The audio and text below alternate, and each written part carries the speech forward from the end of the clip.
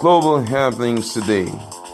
We communicate, we analyze global news.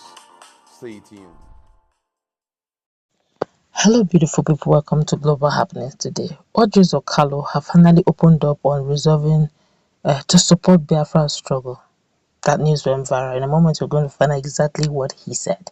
Well, before we go to the newspaper, like it, subscribe to our channel by clicking on the red subscribe button. Beside it, you will see a bell notification icon. Please go ahead, click on it to get notified as soon as we update our channel on YouTube. Where the Senate Chief Whip and the former governor of Abia State, Uzor Kalu, as at Wednesday debunked some reports circulating on social media that he has given up on Nigeria and chosen to support Biafra agitation. Report has it that the report is being circulated, information is being circulated online by proponents of the indigenous people of Biafra, claim that Kalu, a 2023 presidential aspirant, is disappointed to have been betrayed by those in government.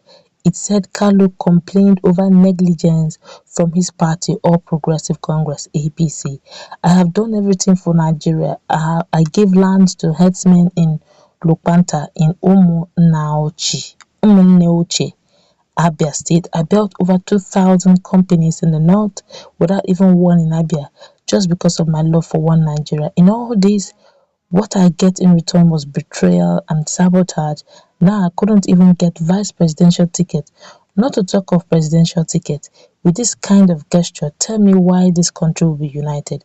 Now, indigenous people of Biafra, IPP members, will be laughing at me because before now, they have told me that I won't get any opportunity to lead Nigeria, Kalu allegedly said. But now this is what, reacting from his official social media page, this afternoon, Kanu said, please disregard this fake news. Thank you.